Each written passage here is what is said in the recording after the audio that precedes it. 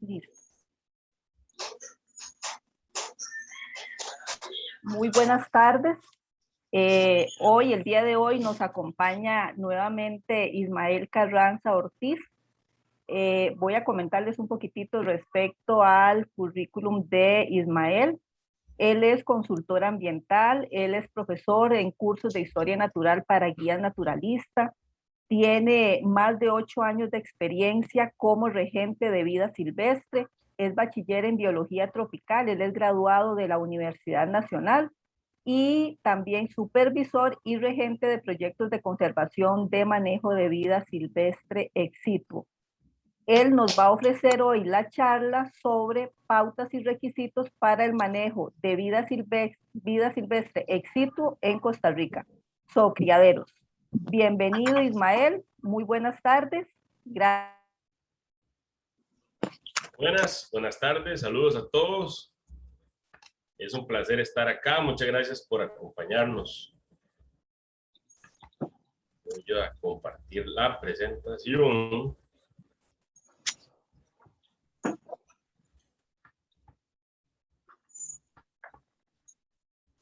Ahí está. Voy a correr esto para acá.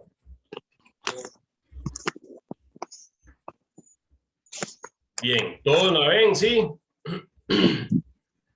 Sí, correcto. Bien. Perfecto. Bueno, el título de la charla de hoy es Pautas para el manejo de vida silvestre en condición ex situ en criaderos. Vamos a enfocar en una categoría de manejo específica que se llama criaderos.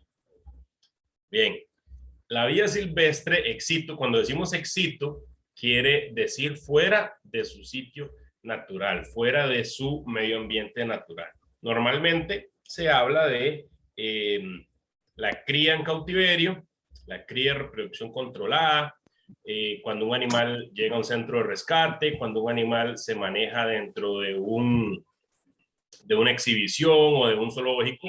Entonces, todo esto es vida silvestre ex situ. Ahorita por aquello está lloviendo bastante fuerte, entonces si escuchan algún sonido de truenos o algo, ya saben por qué es. Bien, en Costa Rica el desarrollo o el manejo de vida silvestre ex situ está regulado por, bueno, hay varios reglamentos, leyes que se aplican.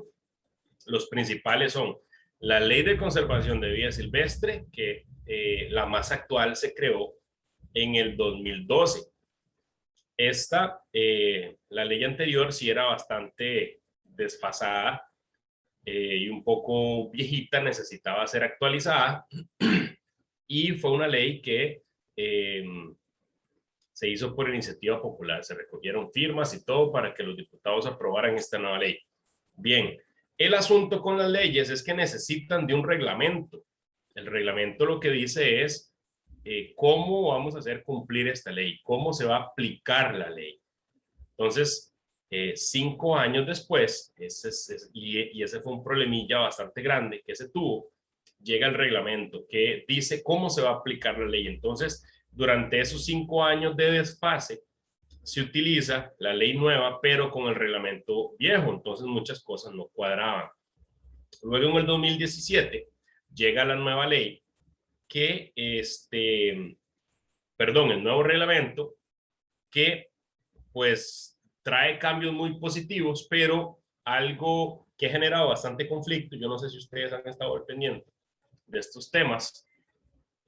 Por ejemplo, que se ha hecho muy famoso el tema, por ejemplo, de Ponderosa, las jirafas, todo eso. Entonces, han traído algunas regulaciones que no estaban en la ley, entonces hay mucha contradicción, pero no vamos a entrar en ese tema. Todavía se está trabajando al respecto. Bueno, cada publicación de estas se tiene que publicar en el diario La Gaceta. Cualquier, por ejemplo, reglamento nuevo o directriz o algo así. Bien, existen actualmente, de acuerdo con la ley y el reglamento, 3 categorías de manejo para vida silvestre ex situ, que son los centros de rescate, los zoológicos, ya sea de tipo comercial y de tipo no comercial, y los criaderos, que también hay ahí una subdivisión, los de tipo artesanal, los criaderos de artrópodos, los criaderos comerciales y los criaderos no comerciales. Bueno, hoy nos vamos a enfocar en los criaderos, pero para comentarles, un centro de rescate se dedica únicamente a, como dice la palabra, el rescate de fauna en peligro, ya sea animales heridos, animales atropellados, animales que presentan alguna enfermedad. Hablamos de vida silvestre, ¿verdad? En este caso nos vamos a enfocar solamente en vida silvestre. No estamos tomando en cuenta aquí nada que sea doméstico. Rescate de perros, de gatos, todo eso, eso ya es otro tema diferente. En este caso solamente vida silvestre. Entonces, los centros de rescate se dedican a, pues, salvar, atender, curar la fauna silvestre en peligro por cualquier situación que sea. De hecho, aquí se da mucho los incendios forestales, lamentablemente, durante la estación seca, y a los centros de rescate, pues, comienzan a llegar animales quemados también. Otro problema grande que tenemos acá en Guanacaste son las electrocuciones. Muchos monos mueren por los cables de electricidad, lamentablemente. Entonces, ¿quiénes se encargan de esto? Los centros de rescate. ¿Hay centros de rescate en el país? Pues hay varios, pero lamentablemente no son suficientes. Necesitamos más, muchos más, porque los que hay tienen muchos problemas de población. Muchos están colapsados, ya no dan abasto. Ok, cuando un animal se recupera, el centro de rescate se encarga de su liberación, de su puesta nuevamente en vida silvestre. Obviamente también todo esto implica el monitoreo, ¿verdad? Que se pueda llevar un monitoreo adecuado para ver si realmente esta liberación tuvo éxito o no. Si un animal, lamentablemente, no puede regresar al bosque porque sus heridas, sus golpes, sus lesiones no se lo permiten, es un animal que debe quedarse en cautiverio para siempre. Dependiendo del grado de complejidad de la afectación, muchas veces los veterinarios del centro de rescate deciden, bajo su propio criterio profesional, si el animal realmente va a tener calidad de vida o no. Por lo cual muchas veces se decide aplicar eutanasia a los animales bajo procedimientos y protocolos que cada sitio maneja. Si el animal presenta una lesión que no le permite el regreso a medio ambiente natural porque no va a poder competir, no va a poder hacer, no se va a poder adaptar nuevamente, no va a poder buscar su propio alimento, entonces son llevados a sitios donde los animales se exhiben para poder pues generar conciencia y utilizarlos como herramientas de educación ambiental, que eso también es muy valioso. ¿En dónde? En exhibiciones o zoológicos. En Costa Rica, las tres categorías son únicamente estas: centros de rescate, zoológicos y zoocriaderos. Entonces, como nombre comercial, se les puede poner cualquier cosa. Usted le puede poner santuario, le puede poner el nombre que usted quiera, pero la categoría legal ante el gobierno y ante SINAC es un zoológico cuando hay una exhibición de animales, ya sea que se cobre una entrada o no se cobre una entrada, de cualquier forma es un zoológico. Luego, el otro tipo de sitio de manejo de vida silvestre en el que nos vamos a enfocar hoy son los zoocriaderos, de los cuales hay varias categorías que poco a poco las vamos a ir viendo. Bien, ¿se puede obtener las tres categorías en un mismo sitio? Sí, pero se deben manejar diferentes.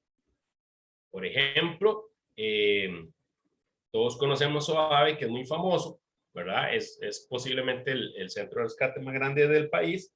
Pues cuando uno va y visita Zoave y uno va donde están los animales, esa parte es el zoológico. Es el zoológico que ellos tienen, donde ponen a los animales que lamentablemente no pueden ser liberados al medio ambiente, y mediante la educación ambiental esos animales pueden ser utilizados para llegar a la gente y obviamente pues hacer conciencia, ¿verdad?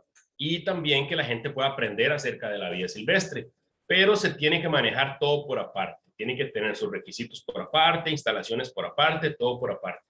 El centro de rescate es otra cosa. La gente no puede en este caso visitar. Los centros de rescate no se pueden visitar, no están abiertos al público, ya que son animales que requieren de un cuidado especial y que están en proceso de recuperación. Para que tomemos ahí las diferencias. Los zoocreaderos es un sitio meramente de reproducción. Entonces, a esto es lo que nos vamos a enfocar.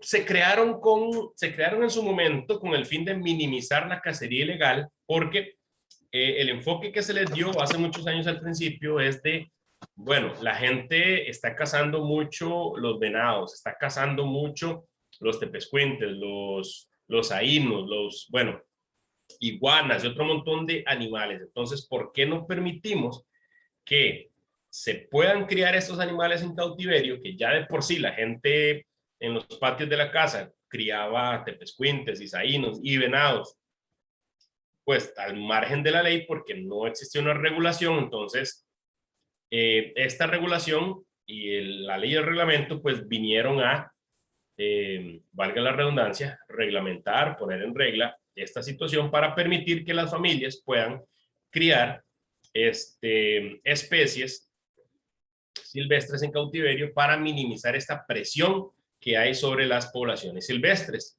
Entonces, para que la gente ya dejara de matar venados en el bosque, se permitió que pudiera criar venados en su casa para comer, por ejemplo. Entonces, ahí se vio un beneficio económico, porque las personas pues, obtenían carne, grasa y subproductos para sobrevivir, para venta y para consumo. Ese fue el enfoque al principio, pero luego los zoocreeros también vinieron a ser una herramienta muy, muy importante para programas de reintroducción de poblaciones silvestres en donde una especie ya se extinguió en esa zona de forma local. Por ejemplo, más adelante vamos a tener una charla acerca de algunos ejemplos de programas de conservación de la parroja en Costa Rica, en donde muchos han sido muy exitosos y han logrado recuperar y reintroducir lapas en un lugar en donde muchos años, antes de los décadas de los 40, 50, 60 o 70 inclusive, habían lapas silvestres.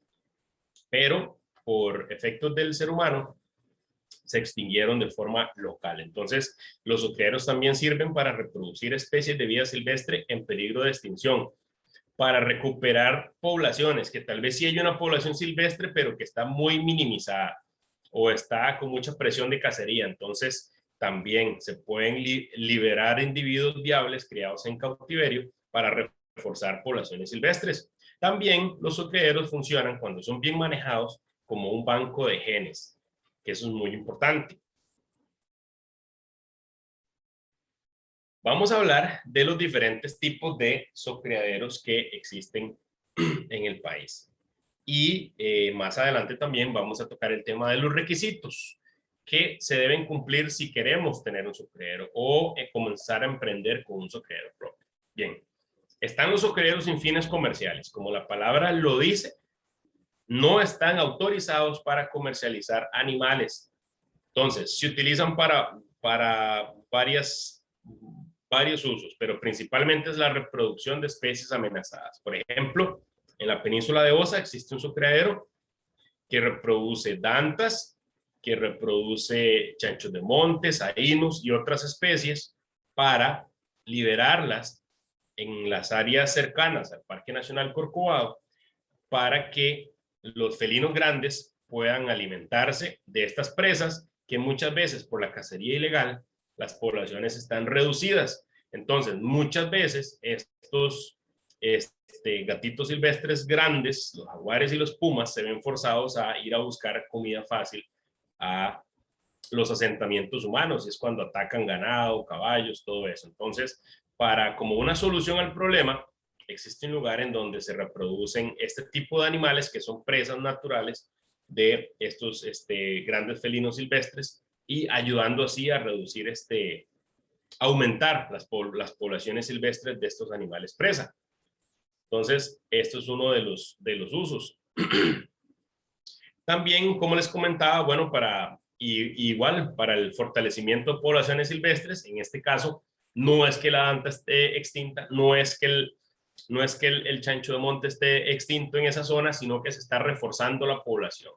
Para el objetivo principal es que los grandes felinos tengan presas y eviten la depredación de animales de granja. ¿Por qué? Porque normalmente son, y pues los dueños normalmente lo que hacen es tomar represalias y van a matar al primer jaguar o puma que se topen, ¿verdad? Sin saber realmente si ese fue el que se comió o no su animal. Entonces, este es el fin principal de los ocreeros sin fines comerciales.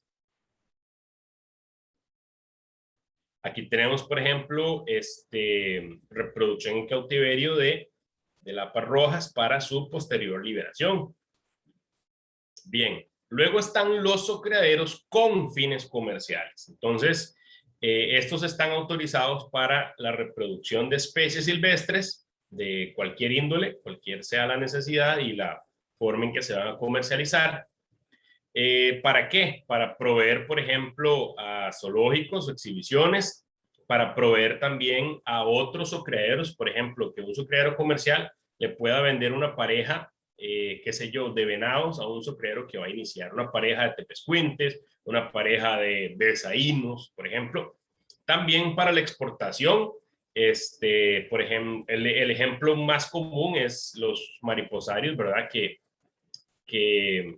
en muchos mariposarios grandes, de hecho, exportan sus pupas a otros países, Europa, Estados Unidos, y también para la venta de carne y subproductos. Cuando hablo de subproductos, me refiero a la piel, partes del cuerpo, pelo, colas, llámese, bueno, astas, todo eso. Entonces también este es uno de los fines de los sucreros comerciales. Dependiendo de la actividad, va a necesitar de otros requisitos extra. Por ejemplo, si tenemos un sucrero de venados, un sucrero de saínos y nosotros lo que nos interesa es vender carne, entonces vamos a necesitar otros permisos extras. Por ejemplo, para comercializar carne necesitamos llevar los animales a un matadero oficial que cumpla con varios requisitos ahí que pone el Ministerio de Salud.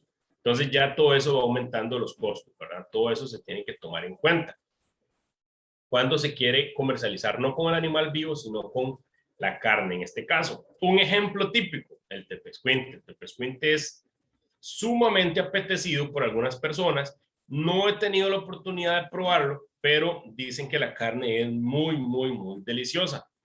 Hay gente que inclusive he escuchado que hasta chicharrones con la piel. He escuchado que en algunos sitios del país lo usan para restaurantes, para bares, para vender bocas. Entonces, hubo mucha presión, en algunos sitios todavía existe mucha presión sobre las poblaciones silvestres.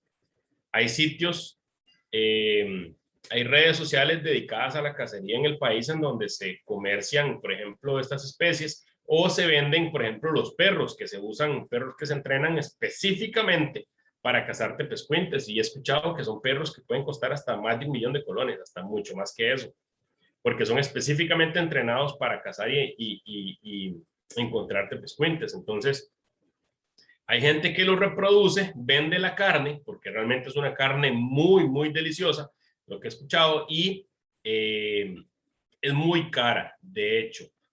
Consultando, hay gente que me dio un precio, el precio más bajo que me dieron era como de 16.500 a 17.000 colones un kilo, imagínense, es carísimo, pero me dieron precios también de 20, 25.000 o más inclusive. Estamos hablando ya de que la gente que realmente le gusta, pues va a pagar. Entonces, en vez de ir y traerte un animal silvestre, ¿por qué no vas a un criadero y lo compras? Es una solución bastante buena. Creo que en Costa Rica, y no he escuchado todavía de algún caso, pero en otros países sí es muy común, también hay criaderos con fines comerciales que se dedican a criar cocodrilos también. Los cocodrilos se crían en cautiverio y cuando llegan a cierta edad son sacrificados y se utiliza su carne y también la piel. Ya saben que con la piel del cocodrilo hacen un montón de cosas, bolsos, zapatos, fajas. Hay países, tal vez aquí no tenemos mucho esa cultura, pero hay países en donde vestir con pieles de animales es muy popular, es muy apetecido por la gente y normalmente son negocios bastante buenos, bastante rentables. Entonces, se utilizan animales 100% criados en cautiverio, no se está afectando para nada a las poblaciones silvestres y se está obteniendo una remuneración económica y pues muchas familias llegan a pues beneficiarse con esto. Creo que aquí en Costa Rica no hay todavía una granja de cocodrilos. En algún momento se ha hablado de control poblacional. Ya esos son temas ahí complicadillos, de que por qué no se cazan el exceso de cocodrilos que hay en algunas zonas del país, pero el problema de eso es que la piel no es de muy buena calidad, al ser animales ya un poco viejos. En cambio, cuando son criados en cautiverio con condiciones controladas, se obtiene piel de mejor calidad. Entonces, en los mercados internacionales son un poco más apetecidas. Dependiendo de lo que vayamos a vender y exportar, si va a salir fuera del país, necesitamos también otras regulaciones y obtener permisos internacionales de comercio de especies silvestres, dependiendo de la especie que sea. Eso lo regula una organización que se llama CITES, que se encarga de todo el comercio de vida silvestre a nivel mundial. Luego está otra categoría o subcategoría de zoocreadero, que es el zoocreadero artesanal o zoocreadero con manejo restringido. ¿Por qué restringido? Porque solamente se permite la reproducción de 4 especies actualmente, las cuales son el venado cola blanca, los tepezcuintes, las guatusas y las iguanas verdes. Son las que están autorizadas para los zoocreaderos artesanales, aunque también, ya lo vamos a ver, hay zoocreaderos de artrópodos también de tipo artesanal, pero está clasificado por aparte. Estas son las 4 especies que actualmente se permiten para el zoocreadero artesanal. Ya vamos a ver qué es un zoocreadero artesanal. Bueno, para los que no se familiarizan con estas especies, es el venado cola blanca, y la superior izquierda. A la derecha hay un tepezcuinte, a la derecha abajo una guatusa o cherenga, le llaman también en algunas zonas, y la iguana verde. Bien, los zoocreaderos artesanales van a estar autorizados únicamente para suministrar parejas o pies de cría para otros zoocreaderos y para el consumo de carne para subsistencia. O sea, van a ser zoocreaderos, pongámoslo así, más como de tipo familiar, algo pequeñito, en donde yo tengo mis animales como para nada más el consumo de la casa y ocasionalmente poder vender, digamos, una pareja o un macho o una hembra, algún zoocreadero que así lo requiera. Obviamente, todas estas ventas, los traslados, todo lo que tenga que ver con intercambio de vida silvestre está sumamente regulado por el gobierno, por SINAC, en donde se necesitan guías de traslado, porque son animales que van a ser trasladados en un medio de transporte. Y si te detiene, por ejemplo, un oficial de cualquier índole y te ve un animal silvestre, pues te va a pedir esta guía de traslado. Se tiene que tener una autorización del sitio de la oficina de SINAC de donde sale el animal y una autorización de la oficina de SINAC de donde el animal ingresa. Entonces, todos estos protocolos se tienen que cumplir y son necesarios para evitar el comercio ilegal, ¿verdad? Que también se da comercio ilegal de vida silvestre. No sé si vieron el reportaje de lunes de 7 días, donde hablaba del comercio ilegal de aves silvestres, que es un problema grandísimo también. Algo muy interesante que tiene el zoocreadero artesanal es que, a pesar de no ser un zoológico, permite la visitación a pequeña escala, ¿verdad? Pero es necesario el desarrollo de un programa de educación ambiental. Entonces, con sus objetivos, su metodología, una justificación y todo lo que lleva el diseño de los recorridos, diseño de los senderos, dependiendo de la cantidad de recintos que se manejen y la cantidad de animales, así el programa de educación ambiental va a ser pues más o menos robusto. Pero lo bonito de de esta categoría es que, bueno, es una gran ayuda, ¿verdad? Para una familia pequeña que, por ejemplo, se dedique a criar venados, pues permitir que se puedan visitar, que las personas entren, pueden pagar una entrada, ya es un beneficio económico, pueden ver los animales y aprender un poco sobre la biología y la ecología y la cría en cautiverio de estas especies. Entonces, es una entradita también ahí extra que se puede tener. Se pueden invitar, bueno, cualquier persona. Estos sitios son muy bonitos para llevar chiquillos de escuela, de colegio. Tengo la experiencia de que, pues, sí les gusta mucho y uno los inyecta ahí un poquillo, ¿verdad? Hacer un poco de conciencia ambiental y enseñarles un poco sobre conservación y todo, porque uno carajillo, por lo menos aquí los que se creen en el campo, como yo, pues sí somos maldosos cuando éramos carajillos. Tal vez la conciencia fue lo que me hizo hacerme biólogo al final. Seguimos. Bueno, algunos ejemplos. Este es un sucredero de Tepezcuinte, en donde llegó una escuelita ahí a hacer una visita. Un sucredero también de Tepezcuintes que es manejado por una población indígena, en donde la gente puede ir y visitar. Luego está la categoría de manejo que se llama sucredero de artrópodos. ¿Se acuerdan? Ayer hablamos de los artrópodos. Entonces, prácticamente usted puede criar cualquier cosa. Bueno, cualquier tipo de artrópodo. Hay de tipo comercial y también de tipo artesanal. Entonces, las reglas que estábamos hablando antes para el sucredero normal artesanal aplican también para el sucredero de artrópodos. ¿Qué quiere decir? Bueno, ¿cuál es el más popular? Obviamente los mariposarios son los más populares. Mariposarios comerciales que lo que se encargan es de producir pupas en cantidad para su venta, ya sea para la venta de otros mariposarios o también para la exportación de pupas a otros países. Entonces, pues esta es la parte un poco más comercial. También se pueden comercializar subproductos. Cuando las mariposas mueren, por ejemplo, con las alitas ahora hacen artesanías o también las montan en unos cuadros bien bonitos y también eso a la gente le gusta comprar. Entonces, esta es una producción en masa, ¿verdad? Pues posiblemente se trate de un sucredero de artrópodos bastante grande, en donde tenemos pupas de mariposa morfo, que posiblemente sea, si no la más apetecida por la gente, pues una de las principales, porque para nadie es un secreto que es una mariposa muy, muy bella. Estos son algunos, cuando me refiero a subproductos, por ejemplo, las alas de mariposa. He visto que hacen aretes, he visto que hacen también algunas otras artesanías por ahí, o los montan en este tipo de cuadros para exhibir en las casas bien y se ven ahí todas bien bonitas. Una vez que ya la mariposa cumple su ciclo de vida y muere, pues se utiliza su cuerpo si está bien conservado para este tipo de artesanías. Aquí vemos cómo una persona está empacando pupas, posiblemente van a ser exportadas a otro país.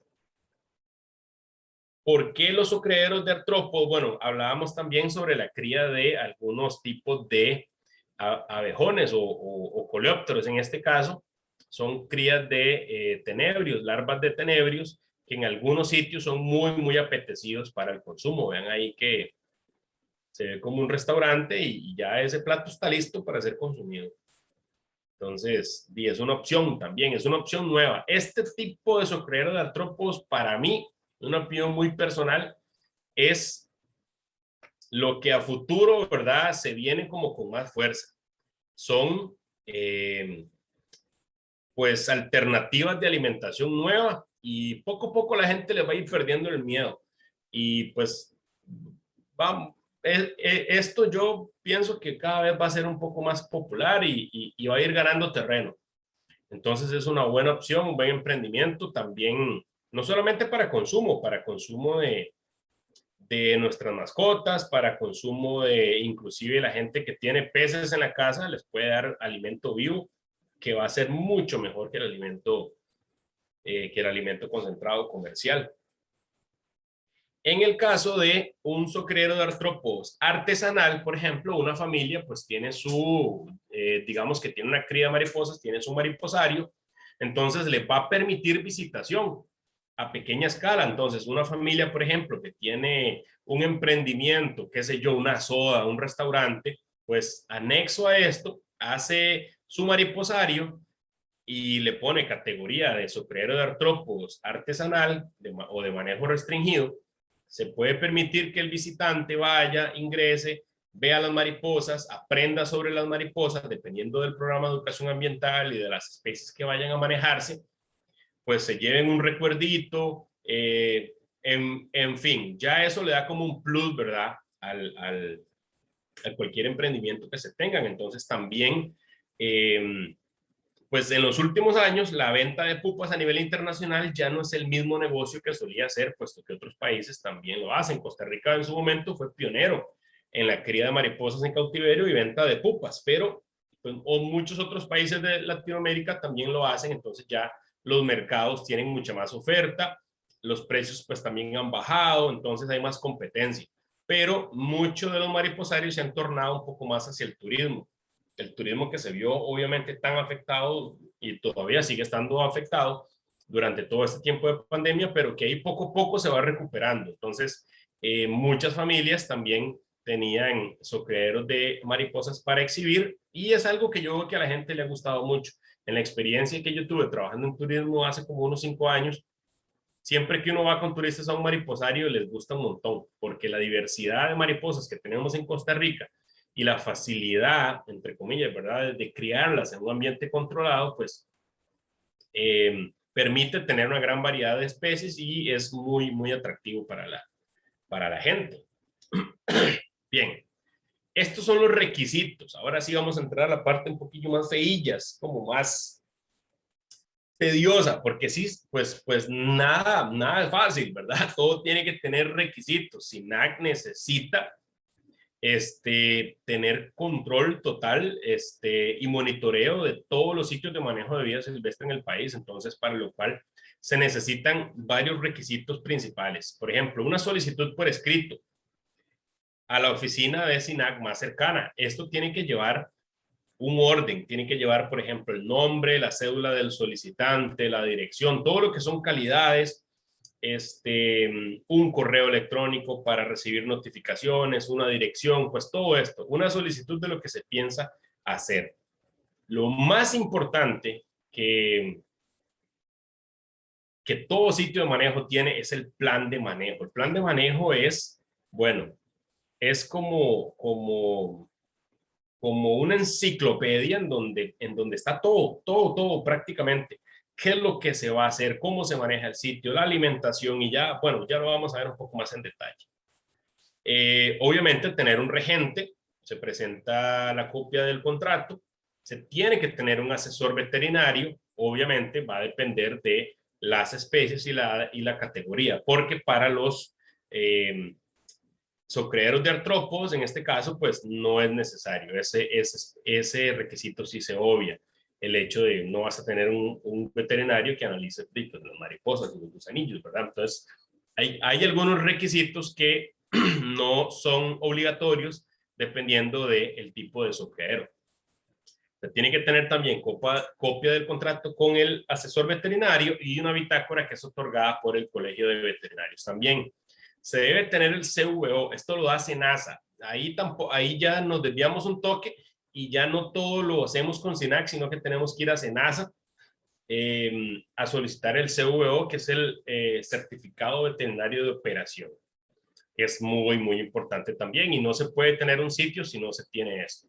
En algunos casos también se va a solicitar el uso de suelo por parte de la municipalidad en el caso de que se vaya a comercializar o se vaya, por ejemplo, pedir una entrada a un sitio, pues todas esas ganancias tienen que ser reportadas, entonces hay que estar inscrito al Ministerio de Hacienda, se tiene que tener también todo el negocio, tiene que tener también su permiso del Ministerio de Salud y también un permiso de aprobación para el manejo de aguas negras, que también está en el Ministerio de Salud, que eso va incluido dentro del plan de manejo.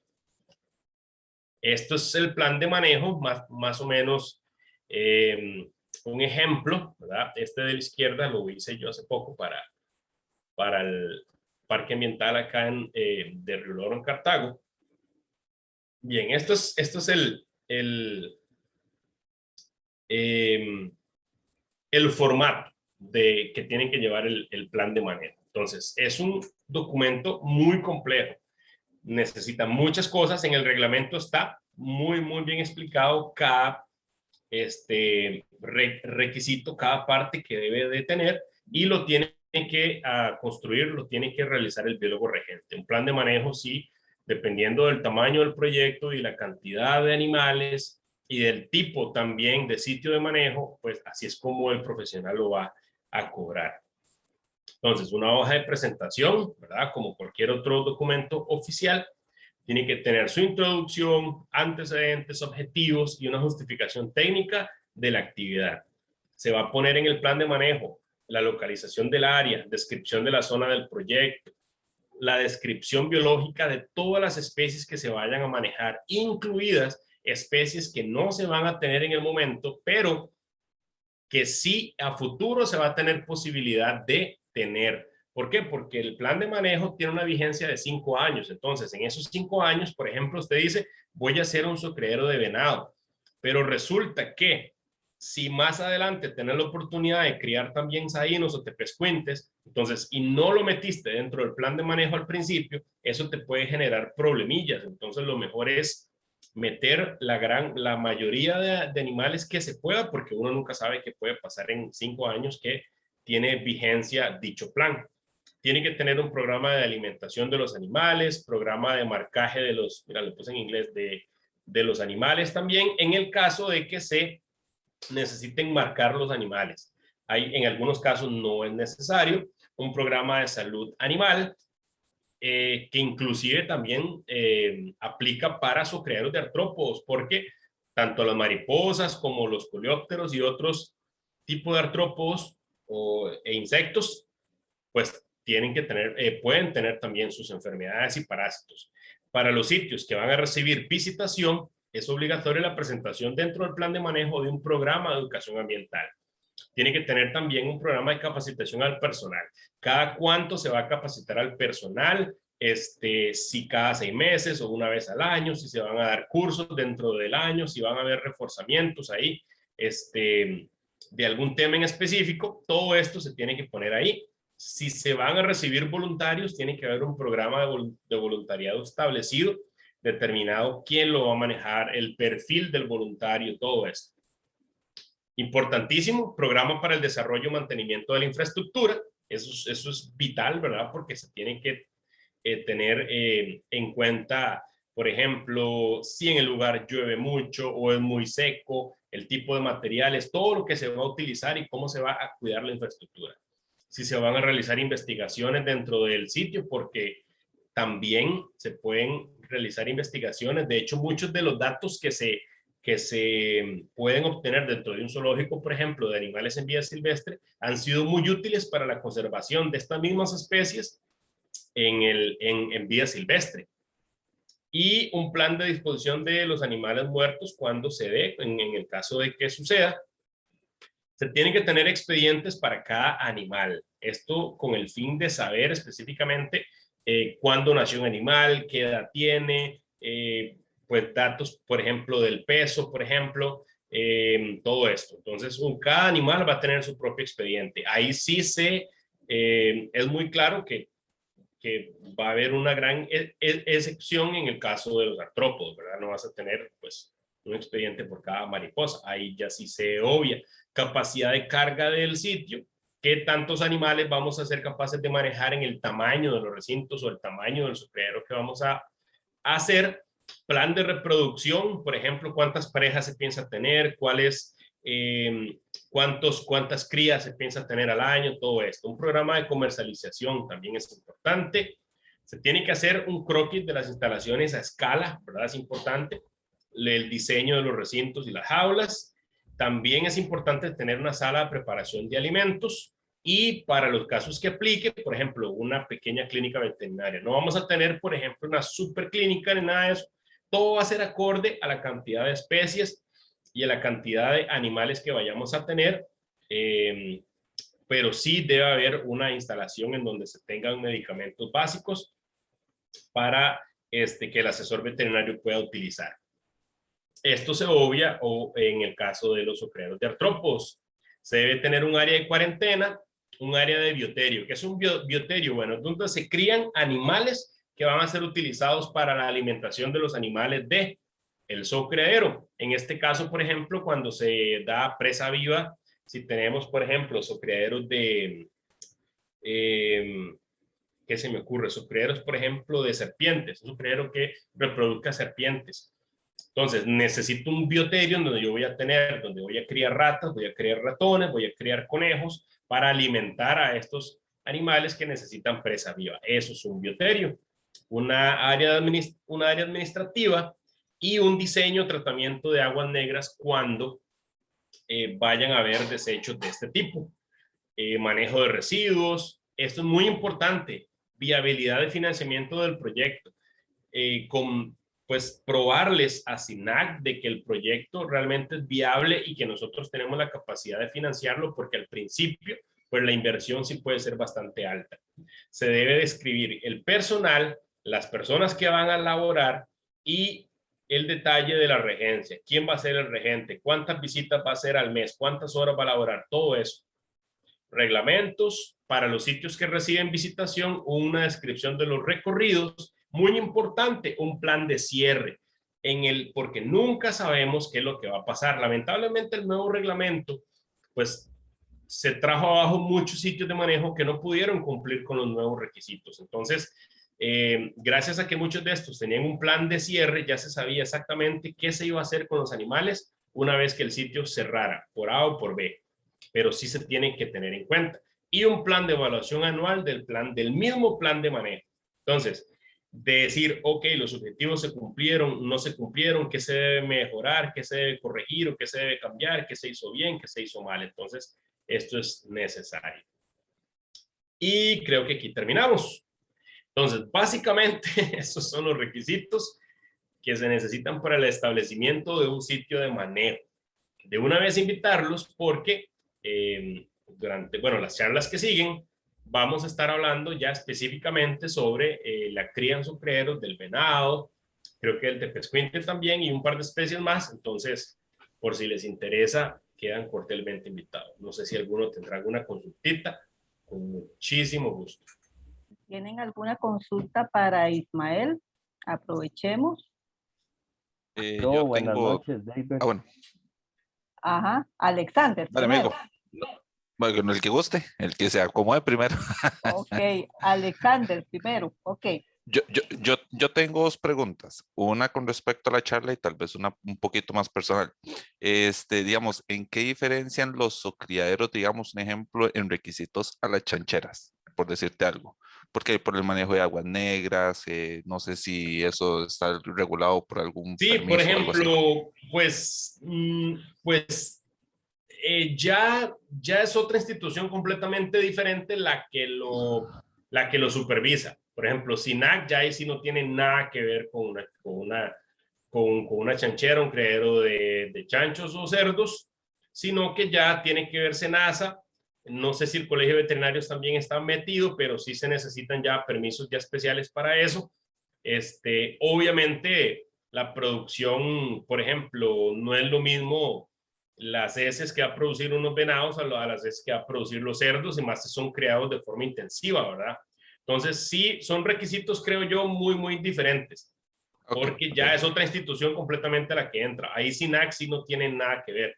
En cambio, cuando son animales silvestres, sí, prácticamente todo es con SINAC. Lo único que no, ya son el Ministerio de Salud, que ya son permisos meramente como cualquier otro comercio, como tener una tienda, como tener una SOA, y SENASA, que sí tiene que velar por la parte veterinaria. Entonces ellos hacen una inspección del sitio para velar por la salud animal, de que se asegure, ¿verdad?, la salud animal antes de otorgar el certificado veterinario de operación. Okay, y perfecto. No sé la otra pregunta cuál era. La otra consulta es así: yo tengo una familia de mapaches viviendo en el cielo raso. Sí. Y no me quieren para nada. Eso. Y no me quieren para nada. Entonces, yo llamé al 911, del 911 a los bomberos, de los bomberos me dicen que eso es el MINAE, y el MINAE me dice que son los bomberos. O sea, ahí ya me murió el asunto. ¿Quién se hace cargo de reubicar a ¿A dónde es los... eso, mi amigo? En Turrialba? Sí, pues lamentablemente los que tienen, en este caso, la obligación son SINAC. Usted tiene animales en la casa, pues ellos son los encargados. El problema es que SINAC es una de las instituciones, pues de las que con menos plata cuenta. Muchas veces ha pasado que cuando yo antes, bueno, laboraba en algunos sitios de manejo, algunos centros de rescate,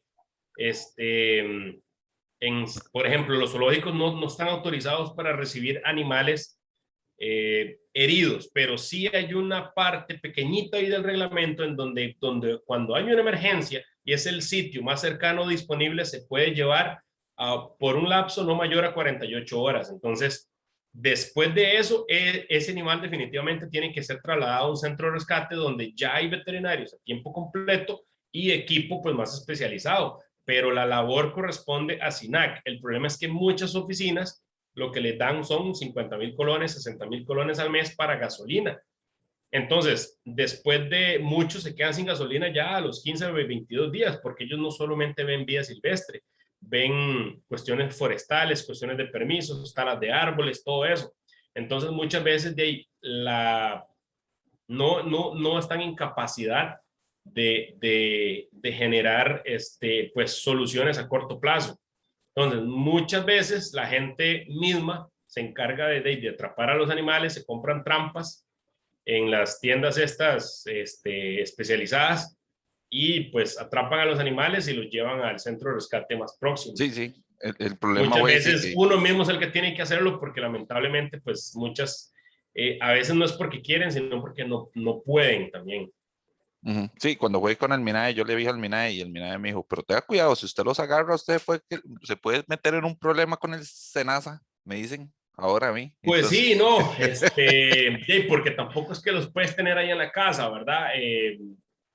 A veces uno mismo es el que tiene que hacerlo. Mucha gente los atrapa y se va ahí a algún bosque y los va y los suelta. Entonces, pues sí, yo sí, hay que diría que hacerle eso es frente. inclusive, si es un animal silvestre, eso es como la mejor solución muchas veces. Muchas gracias por ahí, Pura darle vida, la paso orden. allá.